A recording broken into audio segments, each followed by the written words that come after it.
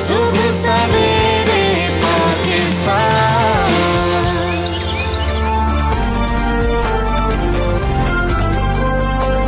Welcome back to सुबह सवेरे पाकिस्तान। नाजरीन, सयाहत की बात करते हैं हम। बहुत सारी ऐसी जगह हैं जिनको अभी एक्सप्लोर करना बाकी है। पाकिस्तान में भी सयाहत के लातादाद मौके मौजूद हैं। कुदरत ने पाकिस्तान को लाजवाल हसीन वादियों से माला माल किया है।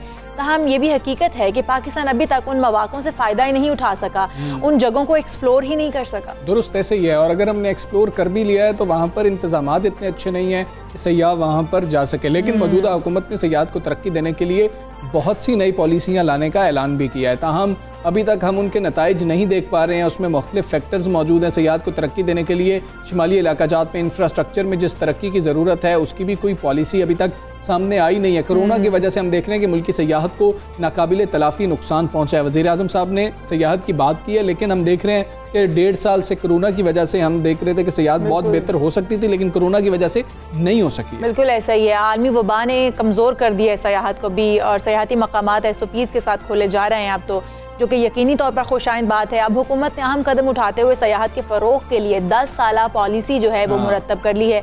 नेशनल टूरिज़्म स्ट्रेटजी के तहत दुनिया भर में पाकिस्तान के सयाहती मकामात को उजागर किया जाएगा, उनको वुसअत दी जाएगी, वहाँ पर उस तरह की सहूलियात दी जाएंगी ताकि टूरिस्ट जो हैं वो वहाँ तक जाएं और इंजॉय करें। बिल्कुल ऐसे ही है। जबकि PTDC 2021 से 2025 तक का एक्शन प्लान भी जो है वो बना रही है, और इसके तहत दुनिया भर में पाकिस्तान के सयाहती मकामात को उजागर भी किया जाएगा। सयाहत के फ़रोग से नौकरियों के नए मौके भी पैदा होंगे। अब क्या काम किया जा रहा है, क्या सोचा जा रहा है, क्या पॉलिसीज़ बनाई जा रही हैं, क्या प्लान है, हमारे साथ मौजूद हैं MD मौजूद हैं हमारे साथ आफ्ताबुर रहमान साहब, PTDC के ये MD हैं। अस्सलाम वालेकुम राना साहब, कैसे हैं आप? खैरियत से हैं? सर ये बताइएगा, नेशनल टूरिज़्म स्ट्रेटजी की हम बात कर रहे हैं 2021 से लेकर, जो एक तो 10 साला प्लान है और ये जो 5 साला है, हिकमत अमली क्या आपने तरतीब दी है? जी अस्सलाम वालेकुम, और आपको शुक्रिया आपने टूरिज़म के टॉपिक पे बात करने के लिए दावत दी। बुनियादी तौर पे जैसा कि आप अक्सर देखते हैं, प्राइम मिनिस्टर इमरान खान बहुत ज़्यादा दिलचस्पी रखते हैं सैर व सियाहत के शोबे को पाकिस्तान में फ़रोग़ देने के लिए, और एक इसी विजन के तहत गुज़श्ता कुछ अरसे से काम हो रहा था, और अभी एक कंसेंसस के साथ नेशनल टूरिज़्म स्ट्रेटजी का ड्राफ्ट तैयार किया गया है, जिसमें के तमाम सूबों के और तमाम पब्लिक और प्राइवेट सेक्टर के स्टेक होल्डर्स ने कंसल्टेशन में हिस्सा लिया है। मकसद ये है कि सैर व सियाहत के शोबे को सिर्फ तफरीह की हद तक ना रखा जाए, बल्कि इसको एक मुल्की मईशत की तरक्की का बेहतरीन ज़रिया बनाया जाए, ताकि ये पाकिस्तान के नौजवानों को रोज़गार भी फराहम करे और बहुत सारे नए बिजनेसेस की अपॉर्चुनिटीज़ पैदा करे। तो ये जो नेशनल टूरिज़्म स्ट्रेटजी है, इसके बहुत सारे मकासद हैं, जो कि शॉर्ट टर्म्स भी हैं, मिड टर्म भी हैं, लॉन्ग टर्म्स भी हैं। इसके साथ इसलिए एक पूरा एक्शन प्लान बनाया गया है कि अगले 10 सालों में किस तरह मुख्तलिफ जो मराहल हैं उनको तय करना है, और सियाहत के शोबे को एक नेशनल इकॉनमी का एक इम्पॉर्टेंट इंजन बनाना है। ठीक है राना साहब, हम देखते हैं कि बहुत सारे सयाहती मकामात ऐसे हैं जहाँ पर अभी तक सहूलियात दस्तियाब नहीं हैं। लोग वहाँ उन जगहों को एक्सप्लोर करना चाहते हैं, जाना चाहते हैं, लेकिन देखते हैं कि वहाँ पर उस तरह की सहूलियात नहीं मिलती हैं।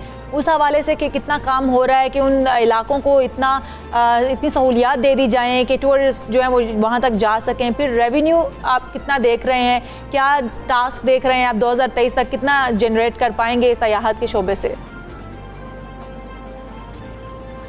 देखिए, पहली तो बात यह है कि जैसा आपने देखा, कोरोना की वजह से सारी दुनिया में जो सबसे ज़्यादा शोबा मुतासर हुआ है वो सैर व सियाहत का है, और इतनी हद तक कभी दुनिया में तनज़्ज़ुली नहीं आई जितनी टूरिज़्म में अब देखने में आ रही है। ओवरऑल इंटरनेशनल टूरिज़्म में कुछ 70% से ज़्यादा डिक्लाइन हुआ है। ज़ाहिर है उसी के इम्पैक्ट पाकिस्तान पे भी पड़े हैं, और हमारे यहाँ भी जो सैर व सियाहत की इंडस्ट्री है उस पर बहुत बुरे असरात पड़े हैं, जिसकी वजह से सियाहों की तादाद में कमी भी है और ज़ाहिर है ये भी देखना है कि जो सियाहत है उसकी वजह से लोगों की जानों को ख़तरात ना हो, तो SOPs को बड़ा केयरफुली डिज़ाइन किया गया है और उन एरियाज़ को खोलने के लिए जहाँ पे हालात बेहतर हैं भी आहिस्ता आहिस्ता हुकूमत काम कर रही है।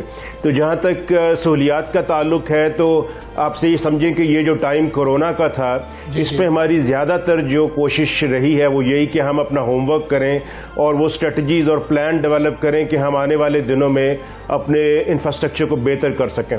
तो एक नेशनल जो विजन अभी बनी है उसके तहत हर सूबे में नए सियाहती मकामात के लिए इंटीग्रेटेड जोन्स के ऊपर काम हो रहा है, फिजिबिलिटी स्टडीज़ बन रही हैं। तमाम सूबों को टारगेट दिए गए हैं कि वो अपने अपने सूबों में आइडेंटिफाई करें कि कौन सी नई जगह हैं जिनको सैर व सियाहत के लिए खोलना है और वहाँ पे किस किस्म की डेवलपमेंट करना है। हुकूमत की ये तरजीह है कि जो भी डेवलपमेंट हो वो माहौल दोस्त तरीके से होनी चाहिए, वो हैफेज़र्ड डेवलपमेंट नहीं होनी चाहिए। इसलिए इस वक्त जो स्ट्रेटजी हमने बनाई है वो सस्टेनेबल टूरिज्म के प्रिंसिपल्स के ऊपर बेस करती है। तो इसका पहला मरहला ये है कि पहले आप अपना पूरा मास्टर प्लान बनाएं, फिर उस एरिया को ओपन करें। तो ऑलरेडी अभी इस वक्त KPK के सूबे के अंदर 4 टूरिज्म जोन बन रहे हैं। इसी तरह पंजाब के सूबे में 4 नए टूरिज्म जोन पे काम हो रहा है। बलूचिस्तान में कोस्टल एरियाज के साथ साथ टूरिज्म को फ़रोग देने के लिए स्ट्रेटजीज़ पे काम हो रहा है। सिंध में थरपारकर के एरिया में स्ट्रेटजी के ऊपर काम हो रहा है। गिलगित बल्तिस्तान में, कश्मीर में भी बहुत सारे सियाहती मकामात को आइडेंटिफाई किया गया। तो हम इंशाल्लाह इस साल के तकरीबन 3rd क्वार्टर तक ये जो स्ट्रेटजीज और इस किस्म के सारे काम हैं वो काफ़ी हद तक कंप्लीट कर लेंगे। फिर हुकूमत की तरजीह ये है कि प्राइवेट सेक्टर को इनवाइट किया जाए कि वो आगे आए और इन्वेस्टमेंट करें। और हुकूमत बहुत हद तक अभी जो हुकूमत की जी रान साहब ये बताइएगा कि हम अब ये भी चाहते हैं, वज़ीर आज़म साहब का विजन भी है कि हम इंटरनेशनल जो टूरिस्ट हैं उनको पाकिस्तान लाना चाहते हैं। इससे पाकिस्तान का पॉजिटिव इमेज भी जाएगा, रेवेन्यू तो हम जनरेट कर ही रहे होंगे, हमने पाकिस्तान का पॉजिटिव इमेज भी देना है। उनके लिए हम क्या करने जा रहे हैं, उनको क्या जो है सहूलतें दी जाएंगी, क्या आसानियाँ दी जाएंगी ताकि वो यहाँ पर आराम से आ सकें? फिर सिक्योरिटी के हवाले से क्या किया जाएगा? देखें, 2-3 चीज़ें हैं जो असरअंदाज होती हैं बैनुल-अक़वामी सयाहों को पाकिस्तान में लाने के लिए।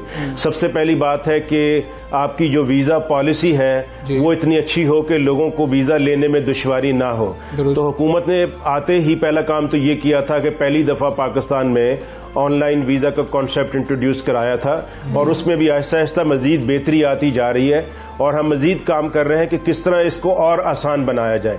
तो जब वीज़ा की सहूलत बेहतर हो जाए तो सियाहों की तादाद में काफ़ी इजाफा होता है। दूसरा ये है कि जो बहुत सारे इलाकों में आपको याद होगा सिक्योरिटी के मसाइल की वजह से NOCs के मसाइल थे कि टूरिस्ट आने के बावजूद बहुत सारे इलाकों में नहीं जा पाते थे। तो वो भी हुकूमत ने ख़त्म किया है कि जो NOCs की कंडीशंस थी मुख्तलिफ सूबों में उसको ख़त्म किया है या उसमें बहुत हद तक कमी कर दिया, तो वो भी बेहतरी आ गई है।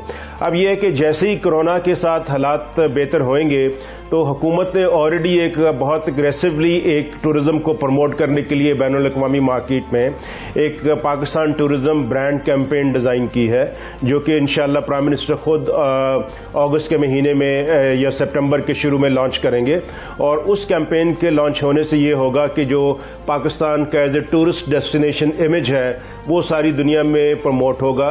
जो हमारी फॉरेन मिशन एम्बेसीज हैं उनके साथ लेज़ॉन को बढ़ा रहे हैं कि वो ट्रेड मिशंस जो हैं वहाँ के लोगों के साथ, टूर ऑपरेटर के साथ राब्तों को बढ़ाएं ताकि अभी जो फॉरेन टूरिज़्म कम है पाकिस्तान में उसको बेहतर किया जाए। इसी तरह एयरलाइंस के साथ कोऑर्डिनेशन को बिल्डअप किया जा रहा है। हुकूमत पहली दफ़ा शुमाली इलाकों में स्कर्दू के एयरपोर्ट को इंटरनेशनल एयरपोर्ट के तौर पर खोलने जा रही है। होपफुली जुलाई या अगस्त में वहाँ पर पहली इंटरनेशनल फ़्लाइट लैंड करेगी। तो हमारे जो शुमाली इलाका जात हैं वो बैनुल-अक़वामी सयाहों के लिए वहाँ पहुँचना बहुत आसान हो जाएगा, जहाँ बड़ी तादाद में माउंटेनियर्स वगैरह आते हैं। साथ ही साथ जो रिलीजियस टूरिज़्म है, अगर आप देखें तो जो सिख यात्री हैं या जो बुद्धिस्ट टूरिस्ट हैं इन 2 सेगमेंट्स के ऊपर फोकस किया जा रहा है कि उनके लिए फैसिलिटीज़ को कैसे बेहतर किया जाए। और बहुत हद तक पंजाब में आपने देखा होगा, हमने जो गुरुद्वाराज हैं वहाँ पे फैसिलिटीज़ को बेहतर कर दिया है, उनके लिए दीगर सहूलियात को अच्छा कर दिया। इसी तरह जो केपी और गंधारा का रीजन है, टेक्सला के साथ साथ यहाँ पे बुद्ध मत के जो पैरोकार हैं उनके लिए भी सहूलतों को बेहतर किया जा रहा है। तो ये भी एक मेजर फोकस होगा।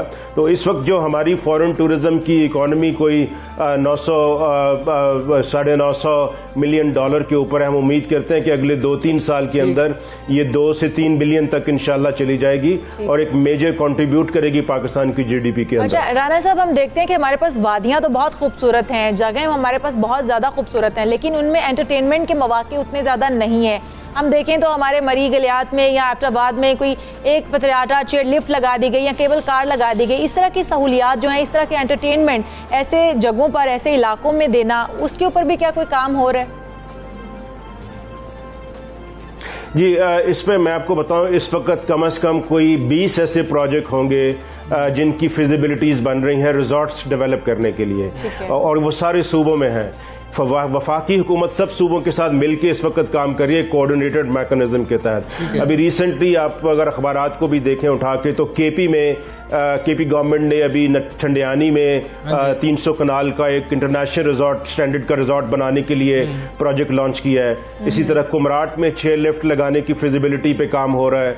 इसी तरह घनूल और मंकियाल और माडागलश की वैली में जो विंटर्स टूरिज्म और इस किस्म की स्पोर्ट्स हो सकती हैं उसके लिए।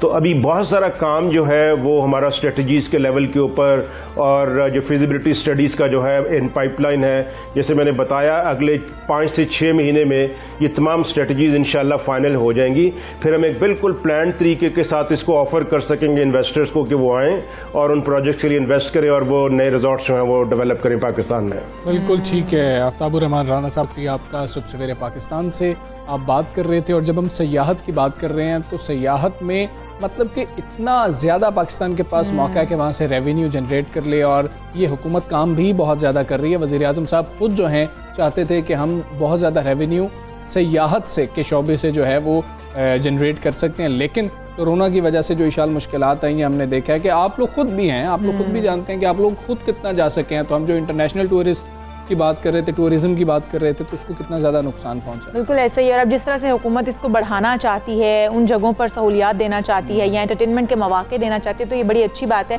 हमें रेवेन्यू भी जनरेट होगा, आवाम को जो है जो नौकरियां हैं वो भी मिलेंगी, और जो हम लोग एक्सप्लोर करना चाहते हैं उन जगहों को, कोई इंजॉयमेंट नहीं देखना चाहते हैं, तो हमारे पास जगह तो बहुत ज़्यादा है, लेकिन उनको इस्तेमाल करना चाहिए। बस उनको वहाँ पर रोड्स नहीं जा रहे हैं, वहाँ पर इंफ्रास्ट्रक्चर मौजूद नहीं है। आप देखें कि जब आप जाते हैं आपको एक बहुत ज़्यादा दूर दूर तक जो है आपको कोई रिहाइश नज़र नहीं आ रही होती है, आपको कोई खाने पीने की जगह नज़र नहीं आ रही होती है, आपको टॉयलेट्स के मसाइल आ रहे होते हैं। फिर आप जब वहाँ पर चले जाते हैं किसी मकाम पर, माशाल्लाह से इतना गंद मचाते हैं वहाँ पर जाके कि जो बाहर से आ रहे होते हैं वो भी देखते होंगे कि पाकिस्तानी क्या करते हैं। तो हमारी जो जिम्मेदारी क्या है, जब ऐसी जगहों पर आप चले जाया करें तो बराए मेहरबानी अपने साथ कोई बैग रखा करें जिसके अंदर आप अपना गन डाल के वापस लाएं, कहीं और फेंकें। बिल्कुल ऐसा ही है। और जैसे कि झीलें बहुत ज़्यादा खूबसूरत है हमारे पास, वाटर स्कूटर उनमें होना चाहिए, वाटर बोट्स होनी चाहिए जिनको आप चला सके, बड़ी खूबसूरत झीलें। और मैं खुद चाहती हूँ पैराग्लाइडिंग हो, यार हम बाहर निकलते हैं अगर सयाहत के लिए तो हमें इस तरह की चीज़ें जो है ना वो इंजॉय करने को मिले। महदूद मौके हैं, बहुत कम मतलब मखसूस मकामात हैं जहाँ पर ये वाली ऑप्शंस मौजूद हैं जो इशाल हमें बता रही हैं। तो ऐसा होना चाहिए ताकि लोग वहाँ पर जाएं, एंजॉय करें, वापस आएं, बेहतरीन काम करें अपना, और फिर छुट्टी मनाने जाएं। रिफ्रेशमेंट के लिए तो जाते हैं लोग, लेकिन अगर रिफ्रेशमेंट नहीं मिलेगी, बस वो आवाज़ार होकर जाएंगे, रोड्स टूटी सफर से थक जाएंगे, बिल्कुल, तो फिर लोग जाना ही नहीं चाहेंगे। तो अगर हमें ज़्यादा से ज़्यादा रेवेन्यू जनरेट करना है और पाकिस्तान का एक पॉजिटिव इमेज जो है वो दुनिया के सामने रखना है, तो फिर तो हमें उसके ऊपर बहुत सारा काम करना होगा। ये जो नदियों के अंदर और ये वैलीज़ की बात हो रही है, वहाँ पर जो गोते लगाना चाह रही हैं, अब हम इल्म के समंदर के गोतों की बात करते हैं कि वहाँ पर गोता लगाना जो है ना वो कोई बच्चों का खेल नहीं है। लेकिन अगर जब बच्चे ये काम करने लगें तो फिर आप उनकी कितनी तारीफ़ करेंगे। किताबों से वैसे ही हम देख रहे हैं हम बहुत ज़्यादा दूर हो गए हैं, किताबें लिखने में लोगों की उम्रें गुजर जाती हैं। पहला लफ्ज़ खुद से लिखना बहुत मुश्किल है, और फिर इतनी लंबी लंबी तहरीरें लिखना, किताबें लिख डालना। हम देखते हैं कि पाकिस्तान के कम उम्र तरीन मुसन्निफ़ा जो हैं, जो 16 साल की बच्ची हैं, उन्होंने 16 साल की उम्र में 8 किताबें लिख डाली हैं। आप सोचें कि एक किताब नहीं लिखी जाती, जैसे हमजा कह रहे हैं एक लफ्ज़ पहला लिखना खुद से इतना मुश्किल होता है। कितनी किताबें लिख डाली हैं उन्होंने? 8 किताबें लिख डाली है 16 साल की उम्र में। मुझे पूरा यकीन है कि 16 साल की उम्र में पाकिस्तान में हमारे बच्चे जो हैं कोर्स की किताबों के अलावा कोई और किताब पढ़ते भी नहीं होंगे कोर्स की इतने। पढ़ने तो बड़ी बात है हमजा। कोर्स तो चलो मजबूरी हो जाती है ना, पेपर देने पड़ते हैं, आपको ट्यूशन जाना पड़ रहा होता है, आपको स्कूल जाना पड़ रहा होता है, लेकिन उससे हटकर कि कितने बच्चे होंगे जो 8 किताबें पढ़ते भी होंगे। और इन्होंने, मरियम ने 8 किताबें जो हैं वो लिखी 16 साल की उम्र तक। किताबों में इन्होंने सेल्फ हेल्प की बात की, ब्लॉगिंग की बात की, कॉपी राइटिंग जो है, बच्चों की किताबें हैं, नॉवेल्स शामिल हैं इसके अंदर। और एजाज़ की बात यह है कि इनकी ये तमाम किताबें अमेज़ॉन पर दस्तयाब हैं। बिल्कुल जी। मरियम आरिफ जो है वो एक नावल 50,000 उनका अल्फाज पर मुश्तमिल है ये नावल। और मरियम कहती हैं कि उन्होंने 10 साल की उम्र से लिखना शुरू कर दिया था और पहला नावल जो है वो 14 साल की उम्र में लिख लिया था, जबकि 7 किताबें 1 साल में लिखी हैं। तो 1 साल में मतलब बड़े बड़े मुसन्निफ भी जो है ना वो 6 महीने साल में एक किताब जो है वो मैक्सिमम लॉन्च कर देते हैं। कैसे ख्याल है ये तो हम मरियम से जानेंगे। साथ अब्दुल हादी भी हमारे साथ मौजूद होंगे। छोटी में 1000 से ज़ायद किताबें जो हैं पढ़ चुके हैं। वो मुख्तलिफ मौज़ूआत पर किताबें पढ़ने का शौक़ रखते हैं। तो ये दोनों हमारे साथ मौजूद हैं। मरियम को भी हम वेलकम कहेंगे, अस्सलाम वालेकुम। और हमारे साथ अब्दुल हादी मौजूद हैं, उनको भी वेलकम कहेंगे। अब्दुल हादी अस्सलाम वालेकुम। आप दोनों जो हैं हमारे सितारे हैं। पहले बात कर लेते हैं मरियम आपसे, क्योंकि किताब लिखी जाएगी तो किताब पढ़ी जाएगी, तो पहले लिखने वालों से बात करते हैं। शौक़ कैसे पैदा हुआ? 10 साल की उम्र में आपने पहली किताब लिखना शुरू की, आपके इंटरेस्ट क्या थे? वेल बेसिकली मैंने 10 ईयर से स्टार्ट किया था। उसमें मैंने सबसे पहले बचपन से पैशन था राइटिंग का, और क्योंकि मुझे राइटिंग अच्छी लगती थी इसी की वजह से मैंने लिखना शुरू कर दिया था।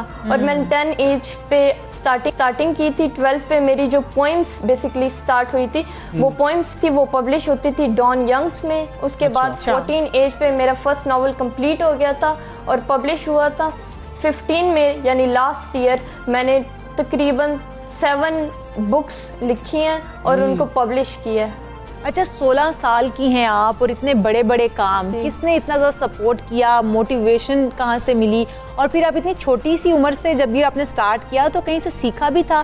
क्योंकि राइटिंग बहुत ही मुश्किल चीज़ है, इतनी आसानी से नहीं आ जाता ये सब। देखिए मुश्किल तो है, नो डाउट काफ़ी ज़्यादा मुश्किल है। तो जो मैं स्टार्टिंग में जिनसे इंस्पायरेशन ली बेसिकली अदर राइटर्स, ठीक है, जो आपकी फील्ड में बाकी इंग्लिश राइटर्स हैं, they have done an incredible job, चाहे वो उर्दू के हैं इंग्लिश के हैं। और आप उनमें से किसी की भी बुक उठाओ, उसको पढ़ो, उससे आप काफ़ी ज़्यादा सीखते हो। तो मैंने काफ़ी ज़्यादा बुक्स भी पढ़ी और उसके बाद उनको लिखा भी। और उसी राइटिंग की वजह से writing is actually a way to express yourself. और अपने आप को एक्सप्रेस करने के लिए I have written self help books जो कि बाकियों को भी इनेबल करें और यूथ को हेल्प करें टू स्टैंड अप। ये 5 सेल्फ हेल्प हो गई। और फिर 2 चिल्ड्रंस बुक जो बेसिकली आप मेरे साथ अब्दुल हादी को भी देख सकते हैं। ये मुझे पता है कि हमारे पाकिस्तान में भी इतने ज़्यादा बच्चे पढ़ते हैं बुक्स को, तो ये 2 चिल्ड्रन बुक्स मैंने इसी रीज़न के लिए लिखी थी। And then I have a novel which has 50,000 words. Okay, it has 50,000 words. ठीक है अब्दुल हादी, आप हमें पहले तो ये बताएं कि आपकी उम्र कितनी है, कब से किताबें पढ़ना आपने शुरू की थी, अब तक कितनी किताबें पढ़ चुके हैं? हमें भी बताएं कि किताबें कैसे पढ़ी जा सकती हैं, कैसे मोटिवेशन मिलती है कि भाई किताब पढ़नी चाहिए। वेल मैं तो 6 साल से मैंने बुक रीडिंग शुरू की है और अभी मैं 10 साल का हूँ, 5 क्लास में हूँ। और पहली बुक मैंने पढ़ी थी स्टोरीज फॉर किड्स। वो बहुत लेंथी बुक थी वो। और वेल उसके अंदर 3 चैप्टर्स थे। Story about bear, story about rabbit और डॉग। बहुत लेंथी बुक थी। अच्छा, हादी को हमजा पता है पेरेंट्स ने बहुत छोटी सी एज में घर पे लाइब्रेरी में इंग्लिश बुक्स जो है वो पढ़ानी शुरू कर दी थी। और अब हादी जो हैं वो इतनी 1000 बुक्स जो है वो पढ़ चुके हैं। तो हादी, इतना इंटरेस्ट पेरेंट्स के कहने पर डेवलप हुआ या अपने अंदर जुनून है पढ़ने का बुक्स?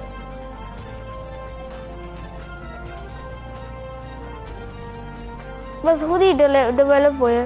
वो जब मैं छोटा था मैं अपने मामा को देखता था, वो नॉवल पढ़ती थी और उससे शौक पैदा हुआ था। अच्छा हादी, आपको कौन सी बुक्स ज़्यादा पसंद है? मतलब इतनी बुक्स आपने पढ़ी हैं, आपकी फेवरेट बुक कौन सी है वो भी हमें बताएं।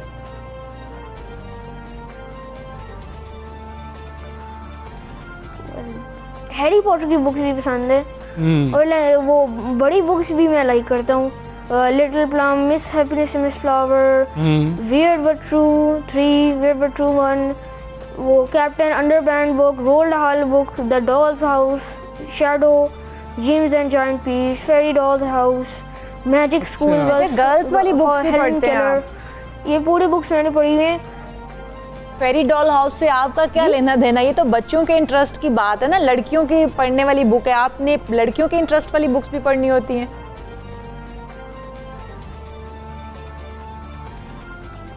जी हाँ जी, आप इनको ये बताएं ना कि वो किताबों एक का कोई जेंडर नहीं होता है। फेरी टेल नहीं, बुक्स तो फिर भी नहीं बच्चियां आपको पढ़ती हैं किताबों का भाई। कोई जेंडर नहीं होता। किताबों का कोई जेंडर होता है कि नहीं होता, ये हम मरियम से जानते हैं। मरियम आप बताएं, किताबों का कोई जेंडर होता है या हर किताब जो आपके सामने आ जाए आपको पढ़नी चाहिए?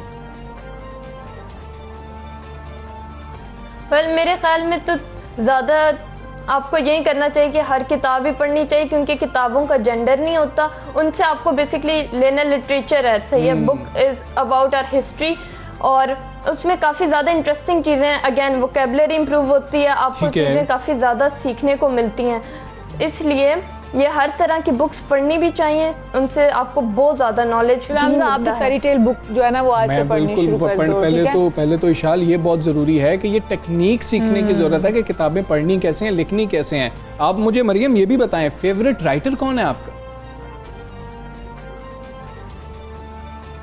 Well, basically, it is George R.R. Martin, who is the writer of Game of Thrones. George R.R. Martin, I think, has done an incredible job. अगर आप देखें उनके novels में इतनी in depth है, movies तो एक चीज़ है ना, उसकी movies थोड़ी सी अलग हैं, लेकिन novels it has depth, वो fiction novels हैं उनके and they are just incredible.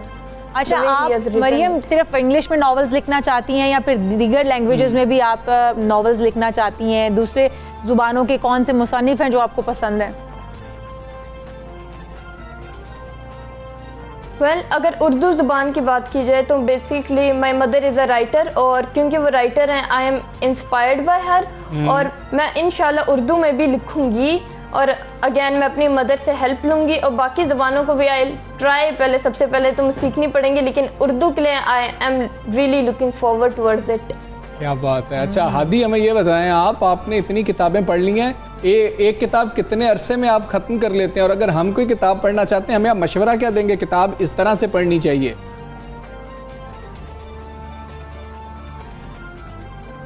Well मैं तो बहुत जल्दी से किताबें पढ़ सकता हूँ और